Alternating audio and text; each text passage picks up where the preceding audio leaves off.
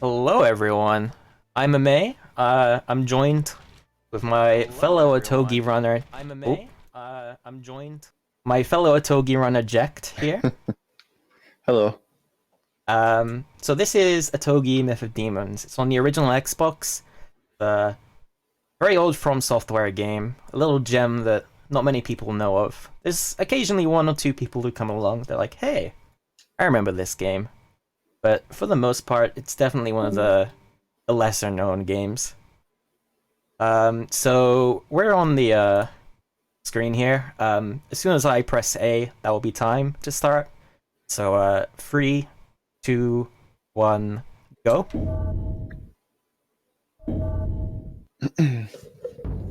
All right. So this is, as he said, Otogi Myth of Demons. It came out in around 2002. It's broken down into levels. There's 29 total levels, and it's basically just run through as fast as you can, hack and slash. This was, as he said, an Xbox exclusive, and it's also not backwards compatible, so the only way you're going to be playing this is on the original Xbox, so that might even slim the demographic down even more. Here in Stage 1, we're picking up what's called a Mercy Orb. You get that from a Mercy Orb symbol. It increases your life by 1 orb, as you see down in the bottom right. There's a little... whatever you would call that, but it has here, yes, yeah, there you go, perfect. It's got little orbs that circle it, and then the purple circle there, you see it kind of going down and up, fluctuating. That is our magic that determines a lot of what happens, but it's not normally much of a problem to keep up with. But this first level, we're just killing things. It is what it is. It is the very first level, so don't expect much. Go to the mansion. This game definitely starts off quite light. It ramps up very quickly. So yeah, it is a little bit of a roller coaster. It will slowly rise up a little bit, and it's, you know, you'll start to see a difficulty. I think we've managed to make the route fairly okay for the most part, especially since we first started playing it. Most of the objectives are very straightforward in this game. There's a few bosses here and there. Right now, we're being tasked with just killing the big staff Raven Yasha. yeah. One really cool thing about this game as well is how destructive the environments are. It's, as far as I know, it's fairly ahead of its time, and it's really nice visually, and I love the sounds of this game as well. Also, a lot of lore to be had, but we don't have time to listen to all that. Abandoned. Yeah, we're just gonna be focusing on the speedy aspect here. As we should. As we should. Copper mirrors that spew forth demons. So, in this level, we're just gonna go through, destroy a couple of copper mirrors. But in that time, I just want to explain what I've been doing the past couple of levels. So there is a certain attack, which is kind of like a downward slam attack, and it's got a lot of utility in the run. We can use it to stun lock certain enemies. Almost all enemies can be stun locked. Sadly, not all of them. But there's also another mechanic in the game where, if I can manage to get out of this, where enemies, if you attack them from the front, will sometimes block your attacks. And I've definitely found that the bosses in the game will block attacks more often than not. So those downward slashes, I will be doing that as best I can from from behind the enemies rather than in front of them.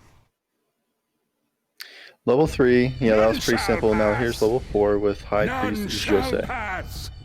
Leave this place So, at once. I've heard that none shall pass. His mind is lost. You know, it's good to keep that in mind, and he sure will let you know if you forget. His loyalty is admirable. Good guy, Here's Jose. another... But he is no longer himself.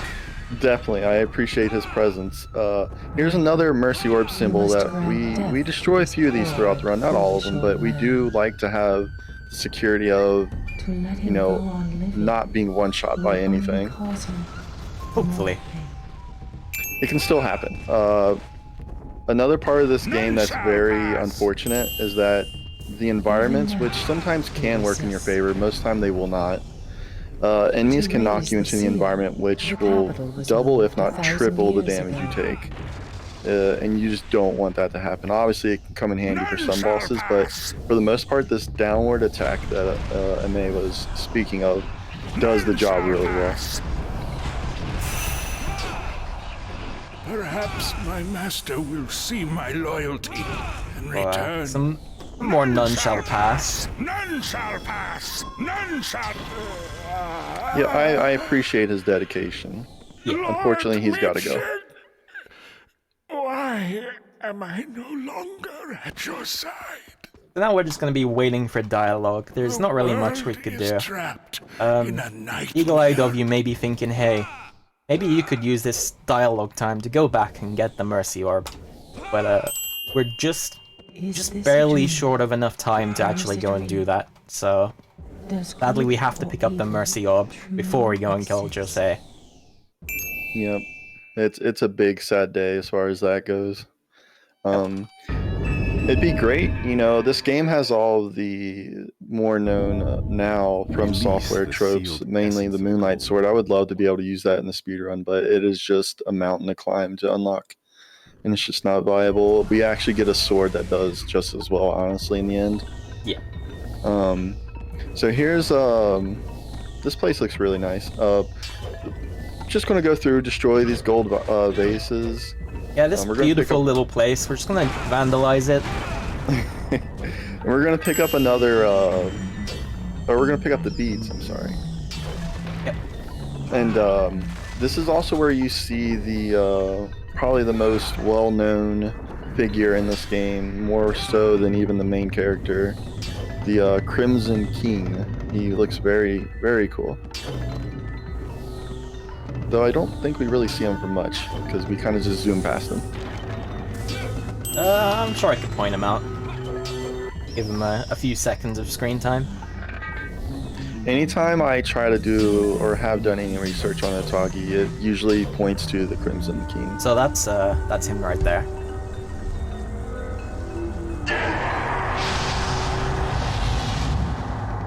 I think that'll do.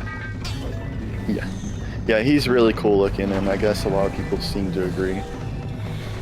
There's a secret wall here. We need those beads.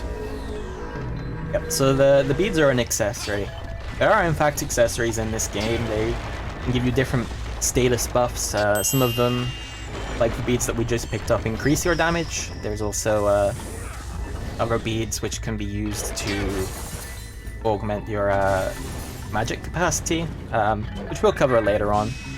And there's also status effect resistances, so you're less likely to catch fire, stuff like that. So here comes our first menuing, I guess you could say. We're going to buy a spell called Butterfly, and then we'll be equipping it as well as the beads we just picked up. Butterfly is extremely useful in this run, as it kind of sprays out in sort of a shotgun blast of butterflies. It covers a lot of ground, which is very useful. So, onto the Soul Cooler. You'd like to cover the side of this one? So, this boss is pretty cool. They have a lot of unique mechanics in this game, mainly being this one here, where when the moon is covered by the clouds here, you'll see these little flames drain your magic. I didn't really speak about it a lot, but the purple meter that is inside your life orbs, when that goes all the way down, you begin to lose life, and then you die. But when you die in this game, you just do levels over. So when the moon is covered here, you're basically going to be losing a lot of magic. But when the moon goes away, that is the only time the Soul Caller here is vulnerable to attack. Also, I don't know if you knew, Amei, but you can actually just do a regular strong attack and it'll knock her into the wall and do more damage. I didn't think about that, but yeah, that should work. Yeah, you can actually one cycle her if you do it well. Today I learned. Yes. So also another funny thing, as you see here, you can walk on water as long as you have magic. Once your magic's gone, you fall straight through the water and you die immediately. That went quite smoothly, I would say. You can get very unlucky, lose a lot of time on that level. Sunken Ships. Yeah, the monsters can kind of stun lock you almost infinitely to where you just have a hard time. And you get knocked into the fire as well. This is our first auto-scroller. We're basically just dispatching these jellies. They are called caisson jellies.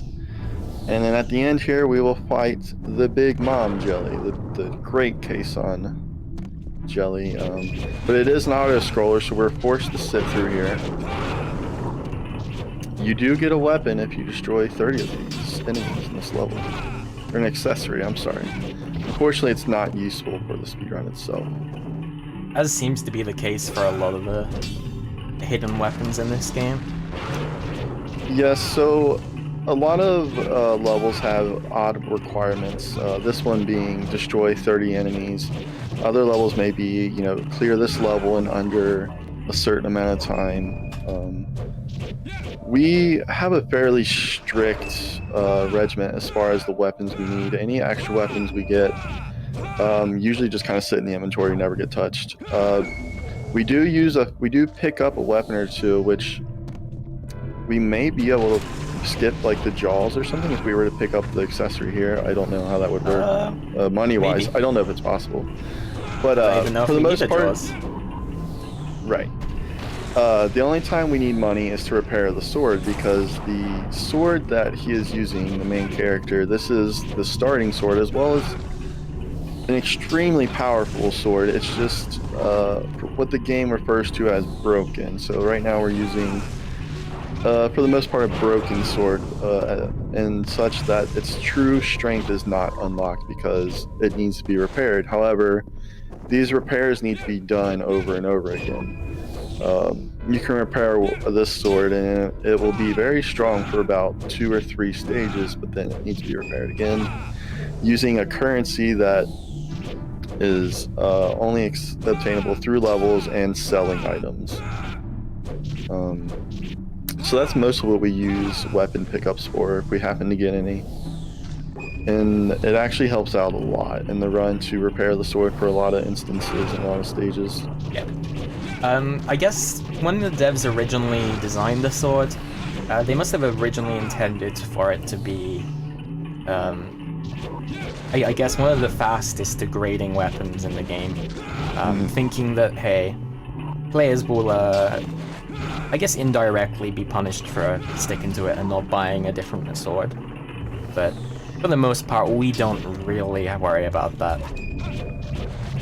Yeah, one of the biggest reasons why we don't necessarily have to worry about it, honestly, is the jumping downward heavy attack.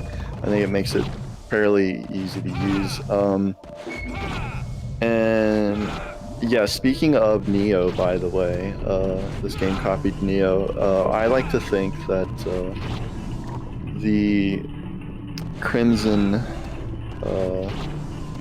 King looks a lot like the Neo 2 final boss. I think it looks very closely related.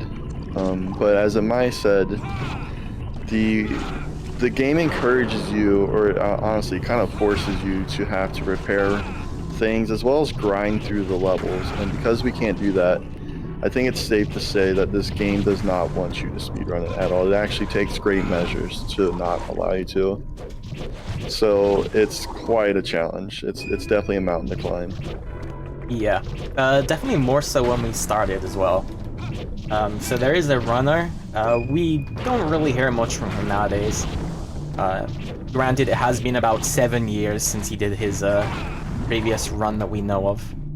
But he goes by the name of Dolphin, and he ran it at ESA 2013. So it really has been that long.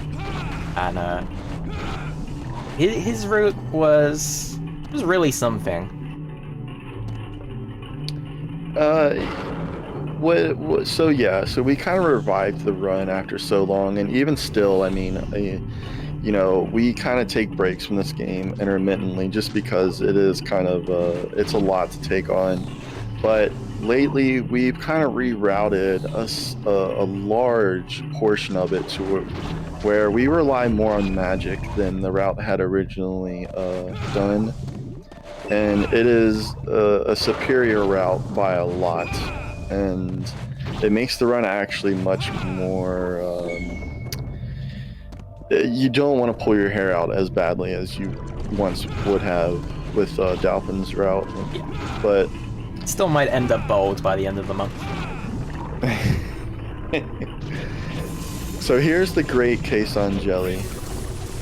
And this is actually a great time for me to speak about the magic charging in this game. So the way this game handles spells is the button you're pressing for a spell is the X button on the original Xbox controller. You can fire it, which is just like a light attack, a light version of that spell. You can hold it to charge it, and I do believe it has 2 stages of charging. So you have the light attack, stage 1 charged, and then stage 2 charged, which is the fully charged version. Alternatively, you can sit and hold the spell charge, which takes about 3 seconds. And you're completely vulnerable to the enemies. So if they hit you while you're trying to charge, it actually will stop the charge. A mechanic they put in this game is that you can do 3 light sword attacks, and then if you follow that up with a spell attack, it actually combos and allows you to do a fully charged spell after the 3 slashes.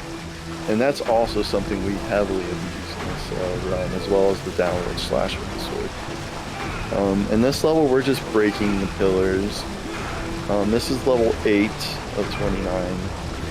These tasks are kind of just, they're not really challenging as much as they're just time consuming, if even that, but it's just the necessary part of the run, unfortunately. It's neither good or bad, but it's just along the path of completing the game. But also worth mentioning, there is a lot of story behind why we're doing this, but this is a speed run, so we just don't care right now. There are still 4 more. Scary moment when it says 4 more and I only count 3. Just 1 more. I had a moment like that with the ogres yesterday. I wasted 1 whole minute because I thought there was an ogre left because it told me it was, but there wasn't. A holy graveyard. It happens. It definitely happens. Yeah, it's good to keep an eye out of what you're doing and not really listen as much. Here is an issue. I love this boss, by the way. This is the Kadara Insect. You're not meant, not in the speedrunning, that is. Well, in general, you're not meant to kill him the first go. We want to make him angry, and what will happen is he'll start flying around at accelerated speed, and we just have to dodge him for a few minutes. We're aiming for his chin. I'm gonna quickly start that level over so I can get the buff back. That should be faster. Aiming for the spike on his chin, which is his only vulnerable spot. Unfortunately, right in front of his face, followed by his entire body. But the hitbox on his tail is actually really scary too. These raise attacks, as far as I know, I believe they double your attack, and it can actually make this go by really fast.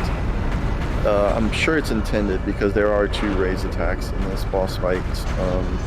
But the good news is you don't have to kill him. No. But while you're running around doing this, Amei is also keeping mind of the thunder that is around him, because it can take 3 orbs of life from you if it hits you directly.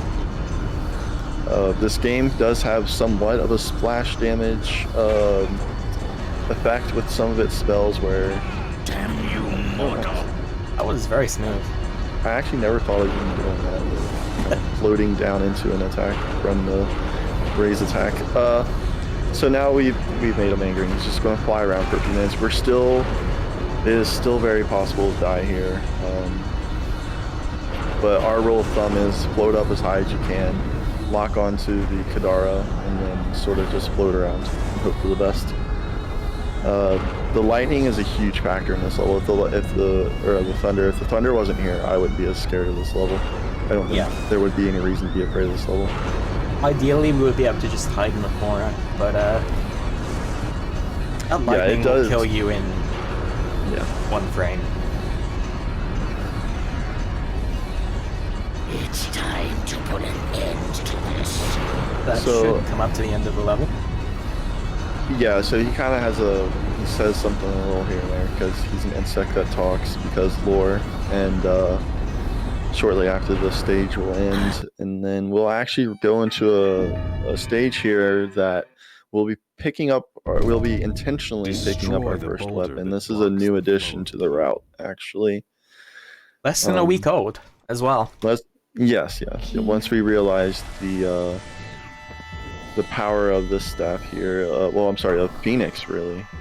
This is the Phoenix staff, is it not? No, this one is the butterfly. It's not. Yeah, the butterfly.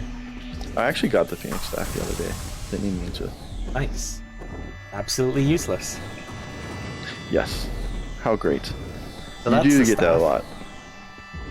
You do pick up a lot of useless weapons. Also, if you pick up the raise attack on the way to the thing, you'll one cycle the crystal destruction every time. Ooh, where am I going? Game's a bit dark. There we are.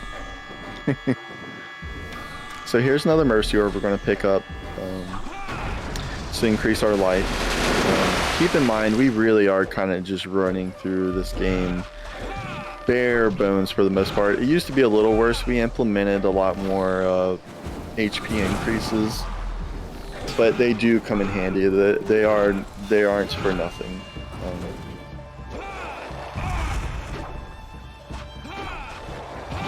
This guy isn't playing nice. Yeah, Amei got really lucky here, I think, because he didn't actually take damage. He didn't take much damage from being in collision with the wall. Usually, as a rule of thumb for myself, I keep in mind that if it's something that can be broken, that's when you should be really afraid of hitting it, because that's when you'll take large amounts of damage. For some, the walls will do a good amount, but they don't do as much as the destructive areas. Not so much on this level, but definitely some of the later ones. If you get unlucky, you can, I guess, get knocked into multiple pieces of terrain, possibly. And you have to jump through there. There you go. That will one-shot you. Thank you.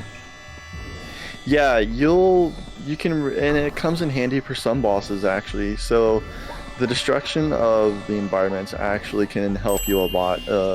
The best example I can think of is what's called the Water Spirit. I've had him just run into the wall sometimes and die, which is great. Also, you have to slash it with your weapon. There we go. Yeah, so you do, you 1, 2, 3 the actual crystal itself and allow the spell to hit as well, and it'll one cycle it. This is a cool level. It's a forest, and you get bombarded by about 600 or 700 forest spirits. So we're gonna start off the level by going to pick up the jaws that we alluded to earlier. This is just a little hidden weapon. It's one of the few that are actually hidden in the weapon and not hidden behind some obscure mechanic that the game doesn't tell you about. That's just for money later on in case we need it. Yeah, like I said, we do pick up that weapon. We picked up the staff for a spell we were using, but that weapon was strictly picked up for money. So the idea here is we want to destroy this crystal, and then it's going to bring on the hundreds of wood deities, which are these little drones. In this level, I've actually had this level go pretty bad sometimes as well. It's not likely, but it's looking pretty likely right now. Might be okay now. Hopefully. Fingers crossed. These guys can be scary. This is when you really see the usefulness of Butterfly spell. This is why we bought it, especially for this level, is it just makes a cloud almost of butterfly magic And also worth mentioning that when an enemy like this gets hit by the butterfly magic, it actually flies back and can hit other enemies, damaging them as well. And like I said, we're going to be dealing with about 600 or 700 of these, so it's actually extremely useful here. And lag. Yep. All of the frames are... Oh, they're not on this console. Yeah, maybe with the new Xbox, if it runs on that, all the lag would be gone. I can't imagine how the game would be if there was no lag. We maybe the only 2 people in the world who want to purchase a new Xbox just for Otogi. Yeah. If I get lucky here, I might actually get to 400 combo, which unlocks yet another... Oh, I guess not. But yet another useless weapon to us. Not only another useless weapon, probably the most useless weapon in the whole game is the training sword. So as you can imagine, in any game you've ever played, the training sword is never that useful.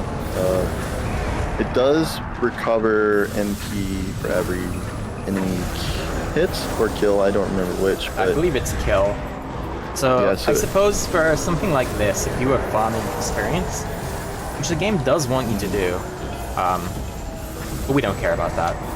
Could have some use. I guess that's even implied in the name of the training sword. But yeah. You would just want to use other things anyway. Yeah, I believe the description of the training sword says something along the lines of it's used to practice the use of spells. So that level, I mean, that level is not too bad. I can get annoyed with that. I can get annoyed. This whole run can be very unhinging. And speaking of that, here is level 12, where the wind is going to be knocking you around. The environment's really going to be working against you. And we're going to traverse the whole level. We're just going to go around it, actually. We're just going to fly right around the level and go to the boss. I've actually never, maybe since I was a child, have never played through that level. I don't know what it looks like. I just know that the boss is right around the corner. I've done it once. It's about heavy. Yeah. Nice. That's dedication. Somewhere around 2002, maybe. So there's a wind effect on this level, which makes this level probably one of the least enjoyable in the entire game. Paired up with the fact that this guy will just spam magic in your face. Yeah, as well as the green patches on the ground do... When you take damage in this game, your animation stops no matter what you're doing. So even these little clouds, if you run into them, it's just going to stop your attacks. And as you can see, Amei is doing environmental damage as well. And if you do enough slashes in the same area, you'll start to go through the floor, which is pretty great. Went fairly smoothly considering the start there. I could have gone pear-shaped very fast. A volcano. So we're gonna buy. Just as Jack reminded me so kindly. If I hadn't bought, I would have had to go back out to the menu because it is just that important. You would lose multiple minutes. Yeah. Phoenix is a spell that has come across in the new route as well. At the time, we thought it was one of the spells that was completely useless, but amazingly, it's actually extremely useful because I think the main reason why is, especially in these ogre levels, is that it does burn damage. So it does DOT, you know, it will do damage over time. So in some of these levels, you'll be able to damage the monster and then just walk away and continue on while he slowly dies. This ogre level, the ogres themselves, as with a lot of these levels, the main objectives themselves are not really much of the challenge. It's the environment that you're in as well as the small enemies around the objective. I think that's where a lot of the challenge comes from, and also just knowing that if you just get hit into any of these things, you're going to take damage that's multiplied by the environment. It's very scary. Yeah. I'm just gonna pick up a cure status there, since I knew I was on fire. Typically fire will cause you to lose 1.5 orbs of your health. So I just spared myself a little bit there. And now I have a raise attack. These guys will literally melt in one cast. As long as I hit them, that is. So these guys can only be damaged from the back. They guard every single attack from the front, unfortunately. Which, You must defeat again, is 5 another more. theme this game seems to have. Oh, you can only you can shoot them once and walk away. I didn't know that. Yeah, Huh. very handy. Well, that explains why I've been losing time.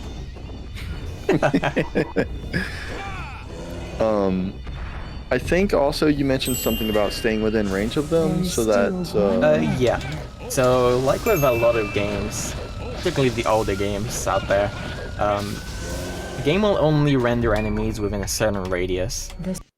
So if you run too far away, they will stop burning, and that's not fun. A shrine. No.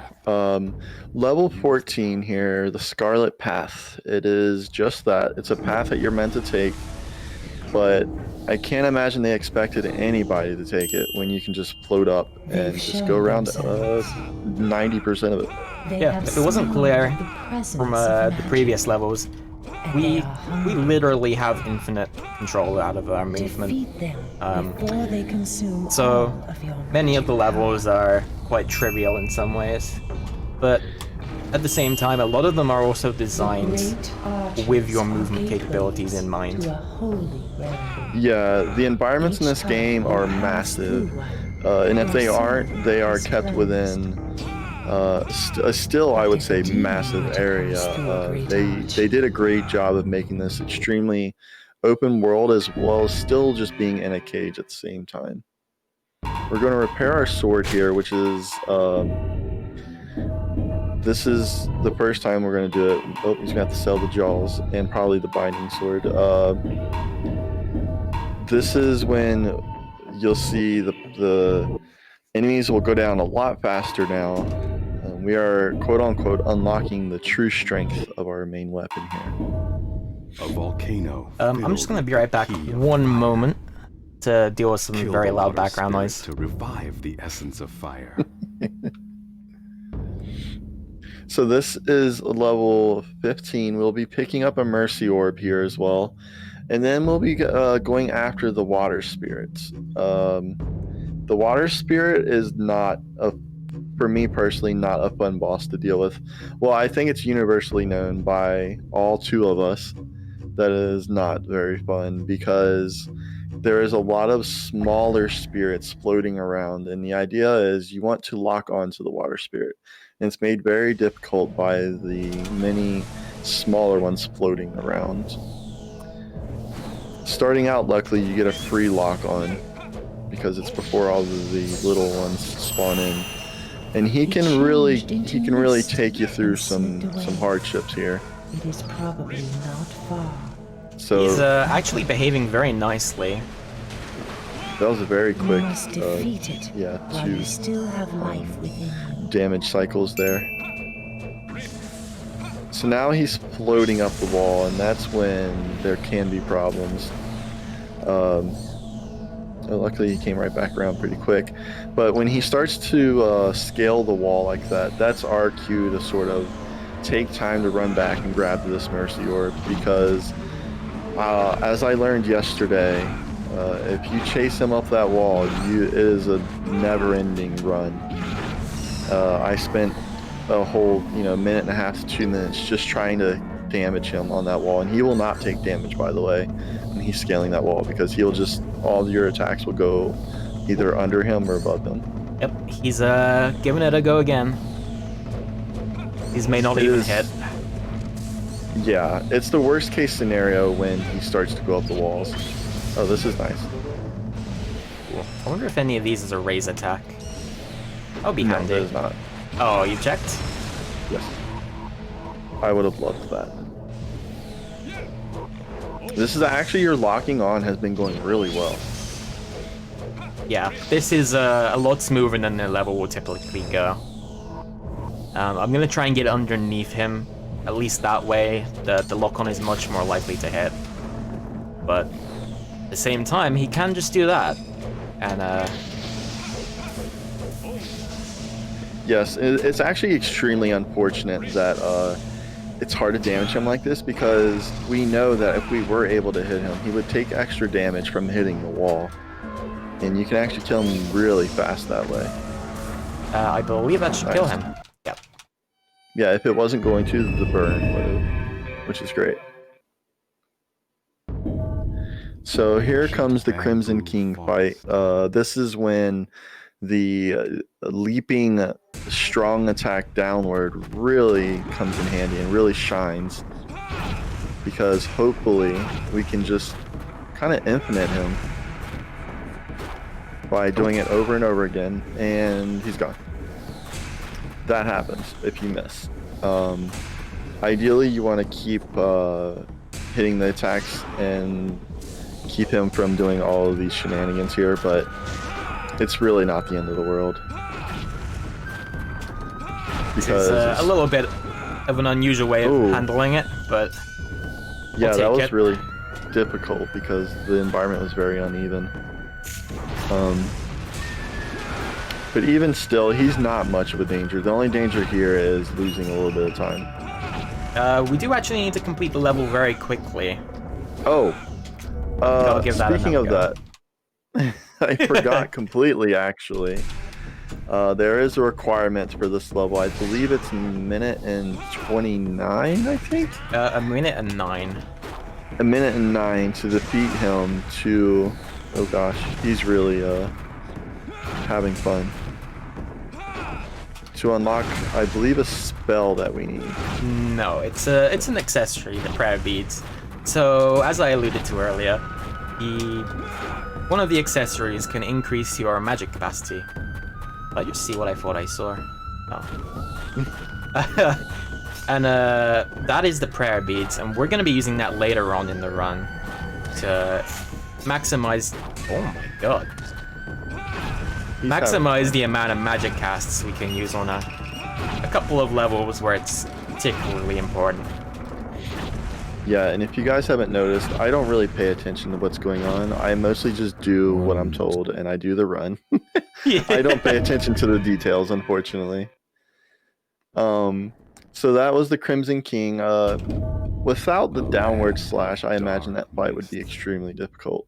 Yeah, you would likely have to go back for the prayer beads at a later date. Or a later time in the run. Of the soul points Level 17 is pretty straightforward. This is actually the None Shall Pass High Priest Jose level, except we're just going backwards. We're starting where Jose was and just moving our way in reverse, which actually a lot of these levels are designed that way. It's really interesting that some levels are even upside down than the upside down version of others. We're going to be going here to kill the giant axe Blackwing. It's not much of a fight, honestly, and we might even have our repair done with some extra damage on deck, and it does not. It can do what most can do, though. It can block a lot of the attacks, but for the most part, it's not a challenge. Ooh, so there's a little gap there, and I need to be very careful not to plunge all the way to the bottom of the map. I may have done that once in the past, and vowed never to fall in there again. Yeah, I've dropped right into gap. Actually, my last run, I went to fight High Priest Jose, and I downward slashed right into a gap that I knew was there, and I knew immediately that it was a bad idea. So, here we picked up Phoenix 2, the second level. There's 3 levels to each magic spell in this game, of the Phoenix spell, and we're just gonna use that in this level to kill the ogres much faster than we did the first time around. Yes, it's amazing that we weren't using Phoenix, because it's become such an asset to the run. Usually here we would have repaired our sword and then done the downward slash, if not a combo on their backs, but now we can kind of just sit back and shoot. Makes this level a lot easier. Wasn't really a challenge before, well, it could have been, but it was more just of, man, I wish I didn't have to do this. It was definitely one of the harder ones, I will give it that. The crow demons that are around made it very difficult, these guys. Yeah. And they still give me a hard time, even the Phoenix. Funnily enough, the ogres of the game intends to be the difficult enemies are the least scary enemy on this level. Just one more. Yeah. remains. The smaller enemies can kind of just hit you around and knock you into walls, and the bigger enemies sort of just, you know, revolve around them. I am so glad that I didn't have to worry too much about that one. Go deep into That the went really cave good. where a Yeah. giant demon lurks. Again, with the implementation of Phoenix, this is also another boss that we would not normally use the Phoenix on, but it's actually pretty good. Because, you know, we don't want to have to go into the menus, and that happens, by the way. I might try and jump over that one. This is another level where it's the upside down version of another, where we would destroy the crystal at the end, near the beginning of the run. This is that level turned upside down, which is a much more dangerous version through that hallway. And you still somehow made it through without taking damage. Yeah, I don't understand. I have died so many times just in that little hallway. It is unbelievable. Yes, because that's a situation where you get knocked into one thing, which knocks you into another, which knocks you into another. So we're floating to the very end here to fight the Omni Stone boss. And he kind of pokes around here in these levels. Again, I think these levels are really cool. I think this game is extremely unique, and it's one of the reasons why as a kid I thought it was so interesting. And actually as I grew older and I had seemingly forgot about this game, there's small details that led me to faintly remember. So he's kind of just hyper beaming through the ground there. That is his stronger move. It doesn't really damage us too bad, so we're not too afraid of it. But this is the ultimate showdown, and he shoots projectiles. He shoots the same projectile as the final boss, actually, and you can deflect that spell back at him, but yeah. I guess that black smoke may actually reduce your magic. I didn't even realize. Attempt 2. Yeah, you were very low on magic, actually. I didn't think that it would have been a factor, though. Everyone's favorite part of the level. Oh. Not a good start. Here we go. Yeah, I always just jump straight up and go. I don't normally have problems. I wonder if there's anything in here. Oh, that would be interesting. Oh, what is that? Oh. Restore MP. Oh. That's not useful, unfortunately. No, well, I guess it could a little bit, maybe. But I mean, it would have been useful earlier. So yeah, this hallway here is just annoying. But normally, this level isn't such a challenge. But if you do get too close to an open gap in the ground, you obviously will die. But it's funny because you're not necessarily dying from the fall. You're just kind of like, you hit like a certain atmosphere, and then the game's just like, yeah, you're gone. You know, because in this game, your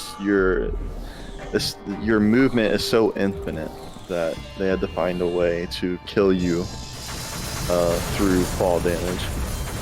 And it's not really damage, it just kills you. Like, just one shot, you're gone. I'm gonna listen to what you advised me the other day and actually look down. We should probably do that on the, what's that other level? The one with the jaws with a million enemies? Oh, yeah. Yeah. Just little optimizations in the middle of the marathon. It's alright. Looking down or looking at, turning your camera towards the wall help in that level as well. Which is very actually impressive because the original Xbox at the time was actually by far the most powerful console at the time, and even a game that, you know, can still cause lag. But this game is very massive, so it's really no surprise.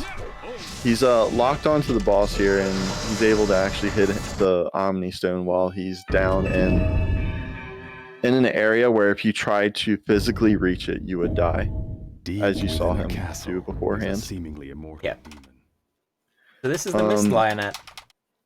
Actually, my last 3 attempts, I've gotten the Mist Lionette in 1 A cycle. demon that dwells I'm not going to hold out for that. Soul codes.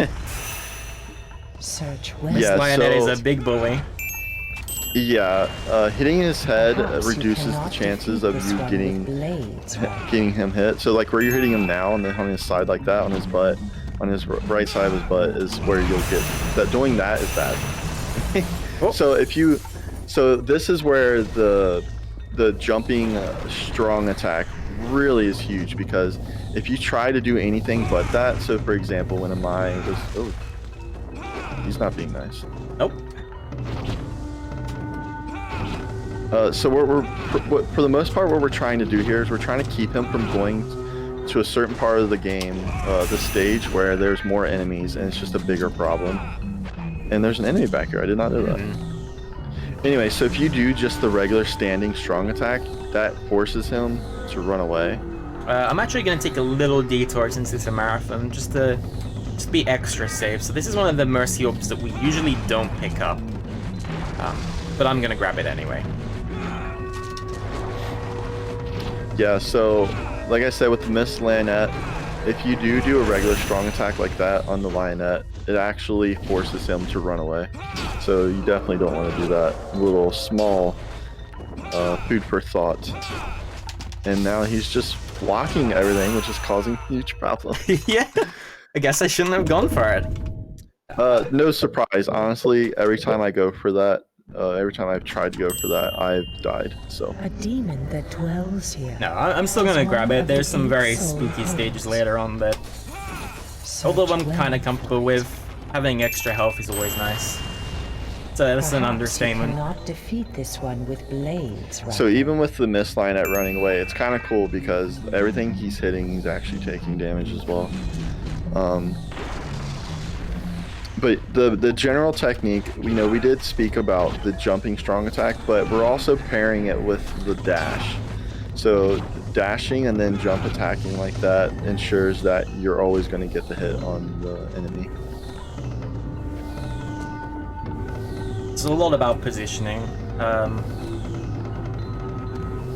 Yeah, not really much else to it. Well, yeah, every enemy kind of has its spot where you want to, for the most part, generally aim for. Usually the front of a boss-like enemy like this is going to be fairly invulnerable to attacks and like usually just block it every time. And this is just the Mist Lionette. This is what it's about. It runs away and you get really salty sometimes. So that room back there is where we don't want it to go, because there's a lot of environment damage as well as more enemies. Ooh, okay, so that's not bad. As long as it doesn't go back into that room, we're actually okay. There's a weapon back there as well, but we absolutely don't need it, especially for what it takes to get it. Yeah. I mean, if you get it, that's great, but you're not really going to use the money from it either. You would think that there are a lot of levels where repairing our sword would give us a lot of advantages, but funnily enough, it's not really the case. A lot of these levels, although you could benefit just a little bit, the time actually taken to repair the sword negates what you would be saving. Yeah, and also, with the new route, we do rely on magic probably more than the sword, I would say, and the sword does well on its own without the repairs for the most part. Oh, thank you. Amazing. It's finally dead. That can be a real problem, just like any of these boss-like levels. So now we're going to be buying Dragon 2 and then equipping Dragon Staff and the Dragon 2 and the Prayer Beads. Now we're decking ourselves out in Dragon Gear because this is our second auto-scroller where we're going to be, unfortunately, forced to protect a Purifying Spirit that does take damage from us. Sea of red. Against our will, nonetheless. Yes, very much so. So the spell we're now turning to is Dragon. It's sort of it tracks for the most part. as you see, there's some instances where it may not seem it like it is. Poisonous vapors for you. But like I said, the core idea here is you want to minimize the amount of times you're going to be using the spell around the spirit. And it is what an auto scroller is. You're forced to wait around and chaperone the spirit and kill enemies along the way. There's also another weapon in this level that we can grab. It's completely optional, and as far as I'm concerned, it's just to show off to the enemies that you're able to kill them and still do more before the level's over. Which, funnily enough, isn't actually that difficult. No. And this is another level where there's actually a raise attack, which normally would be amazing, but this level it just does not matter because we're using spells. So I actually believe there are two. There is one really? down here. Oh, interesting. I did not know that. More uselessness that we could use in other levels. That'd be great. And the second one is over here. Both of them kind of in the middle of nowhere. Not really any enemies. The only thing we could really damage is a trusty little furry friend here. Like that. So just chilling, waiting for the level to go on, as you do. Yeah, auto scrollers are always kind of a drag. Even in a unique game like this, I think that it's just, you know, no one wants to chaperone something, especially if it takes damage. It'd be okay if the spirit itself didn't take damage, but the fact that it does kind of adds a little level of danger. Also, yeah, you can. I actually just found that out. I used to do a charge attack on these guys, which destroyed like a lot of the area, but you can kind of just spam the light version of the spell and do well.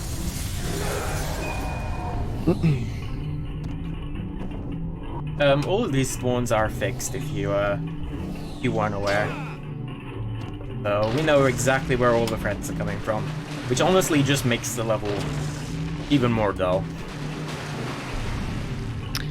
Yeah, I would probably say this is the most like resident sleeper level.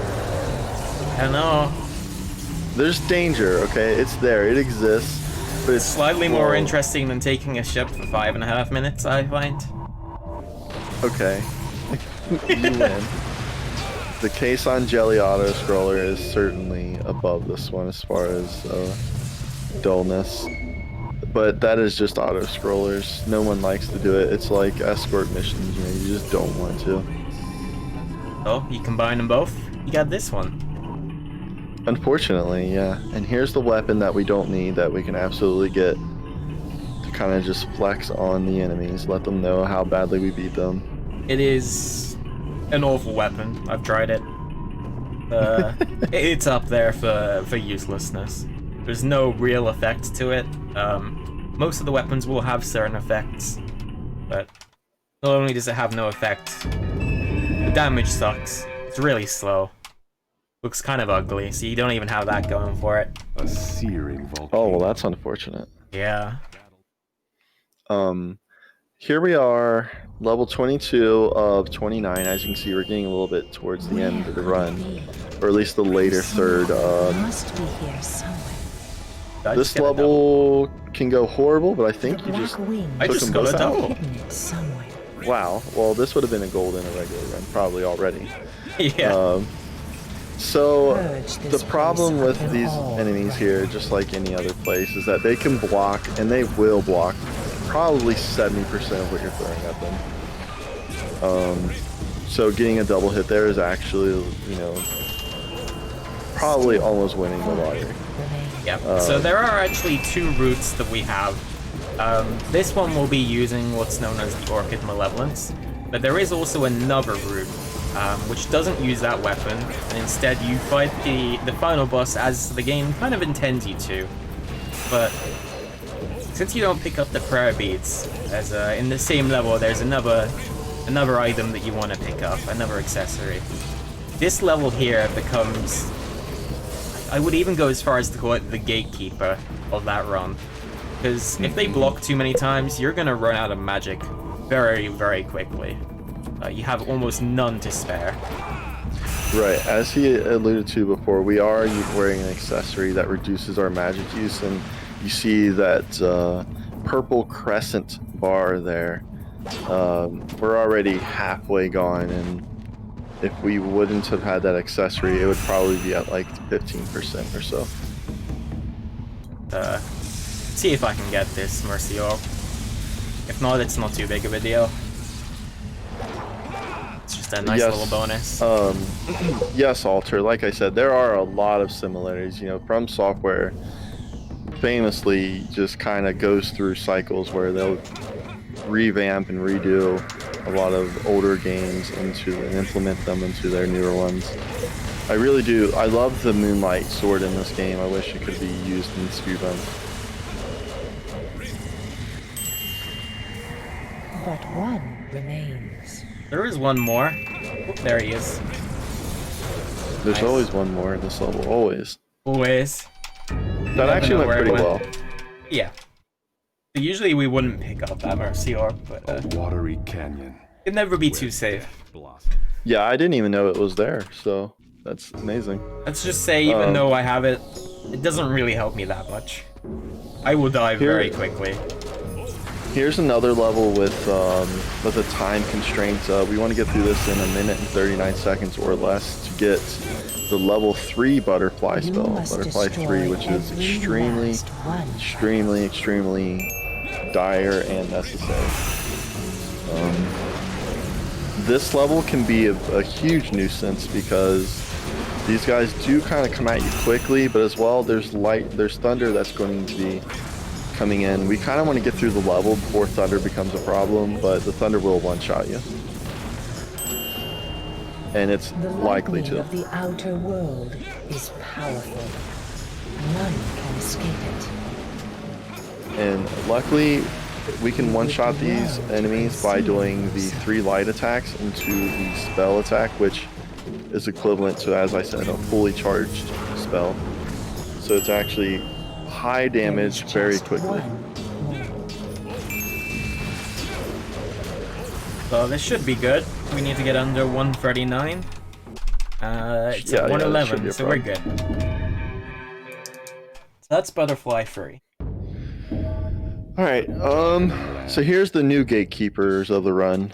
For me anyways. Oh yeah, me too. These are the Wind Slashers, and all we're doing is hoping and praying that we don't get silenced. If you get silenced, you know, we have to restart the level. If we die, I'm sorry, then we obviously have to restart the level. If you were wondering why I went out of my way to get those Mercy Orbs, this level is the sole reason why. Yeah, oh wow. That was beautiful. Actually amazing. That was probably the fastest I've ever seen that go. So now we're going to equip our Butterfly Staff with Butterfly 3 for the Hydra. All the soul cords found. Climb the there's not much really to not say, I guess. Jack's favorite level in the run, I'm sure. The Hydra, or the Yamata no Orochi, as the game calls it. For a long time, this was the main reason why I did not want to run this game. It is a boss that we have to kill to obtain a weapon that we're going to be using for the final boss, and the namesake of the route itself. But it's interesting, despite you don't have to kill this monster, you can just outrun it and be done with the level. The weapon is the Orchid Malevolence, and it one-shots everything in the game. So as you can imagine, we would love to have that. A new change to the routes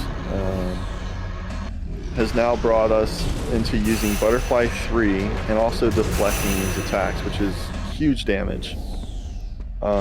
Normally, well, when we first came about this game, the idea was deflect attacks for all the damage. It was completely RNG based, and if they didn't give you the attacks you needed, you just weren't going to succeed. So now that we've implemented magic into it, all thanks to GB-chan and chat's contribution to research, is why we now realize that using magic here is far superior than trying to just rely on them. This isn't looking great. Nope, I'll give that one another go. Those little floating purple wisps, I guess. If they touch you, they will drain your magic. Yeah, shout out to GB-chan. Even though she doesn't play the game, he has probably changed the routing more than anyone else has. So that's something. Yeah, it's actually made the route. It was a huge contribution to the evolution of the route, I would say. Yeah. So I'm just trying to get through this level with as much magic as I can. So the general idea here, this is the first, I would say, like this is the, the Wind Slashers are like the new Hydra now, because before this was the only thing that kept runs from getting anywhere. I mean, this used to be like an 8 or so minutes. If you got lucky, it'd be like a 6 or 8 minute split. But we've really knocked it down to about 2 minutes or less. These, as he said, these wisps do drain your magic, but as well they drain it considerably, and it's very hard to get through this level without the maximum amount of magic you can possibly muster up here. But the general idea is you want to get a fully charged butterfly onto the boss as quickly as possible and as efficiently as possible, because you want to fire it in a way that it'll continue to hit the boss more than once, and you'll just continue to walk into it. And this is actually a great scenario. If you can get the spell off and as well get a projectile to reflect, this level can go really fast. But again, this is a level that's gotten so much simpler in the past, I would say, week and a half or so. Because before it was just, this is when I really despised the run. But luckily, it is easier, and from here it should get better. We're just hoping for one attack that we can reflect easily. And then I believe that might be enough. Oh, no, one more. Hopefully it'll play nice. It's not likely that we won't get it. There we go. Very good. So here we get the Orchid Malevolence. Like I said, it one-shots every single enemy in the whole game. But we're not going to use it because it also makes it to where you yourself can be one-shot by anything. So in a game with all these things floating around, it's a terrible idea. So he repaired his sword. We're bringing again the true power. We're going to be doing the last 3 levels before the final boss. Not much to say about this level. We're just going around collecting orbs.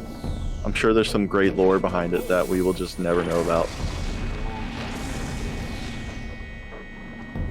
I'm just gonna quite intentionally avoid using my sword as much as possible here.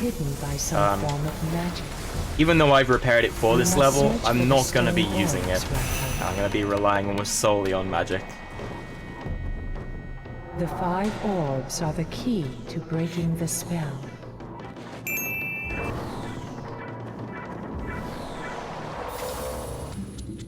So there's 5 orbs in this level. They're kind of scattered on opposite ends of each other on the outside of the level.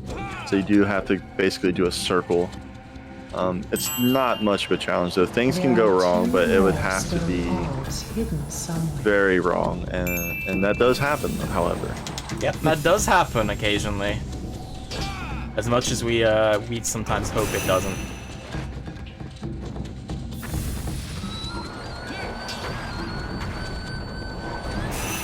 He's not playing nice.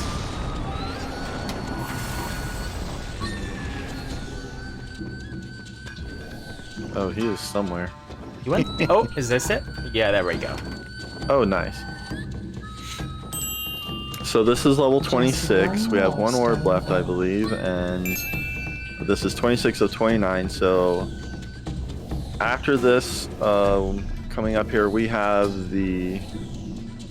what I would say the Demon Souls final boss, the lore boss, where it's not a challenge really. There's not much fighting going on. It's just supposed to be an interesting encounter, as with the Demon Souls Stop final the boss, revival of the demon god. where you kind of just you kill it, and it just can't do anything really. Do Yep. you see the But luckily for us, stakes this impaling isn't its the last paws? boss. We do have a little bit more to go. You must So this drive is in the those stakes the with demon all god of your Nayuta. might. In the lore, this Remember, is the strongest being, this is a or I powerful suppose demon. strongest god, which Even whether the that's a court being or feared not. In the entire must have Otogi your universe, wits this about is the greatest creature in existence. Thankfully, he's chained up, and we don't have to fight him. And what we're doing is sealing him away because he's getting loose. So we're fastening these with our sword. We're knocking these nails back into place so that he cannot be released to destroy the world. Does seem to be a little bit out of nowhere. I will give that. Sure, there's lore. Yeah.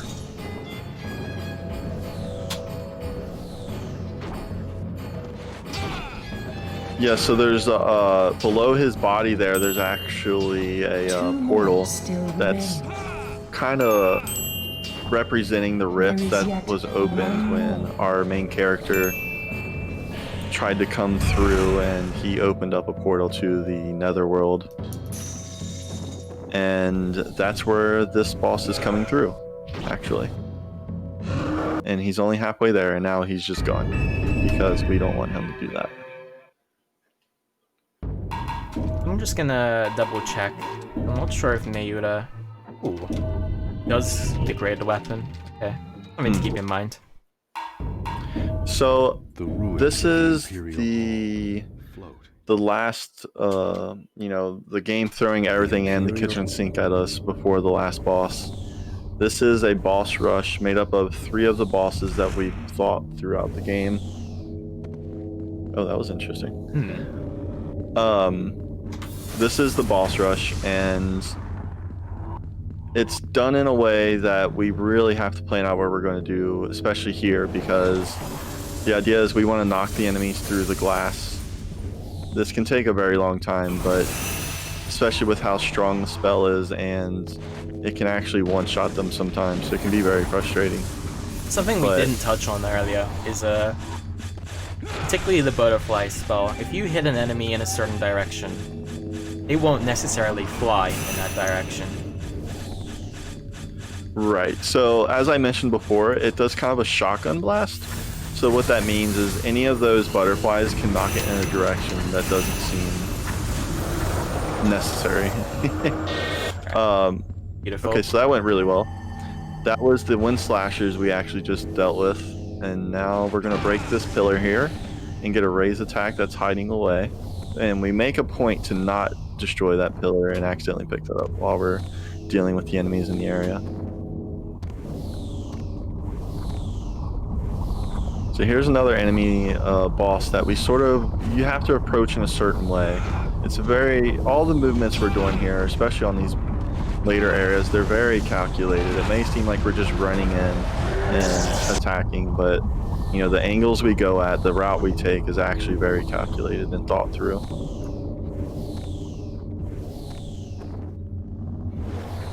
Particularly with our older routes, we would be very low health. We didn't pick up barely any of the mercy orbs, and well, since we're so underleveled, these bosses will really, really rip into.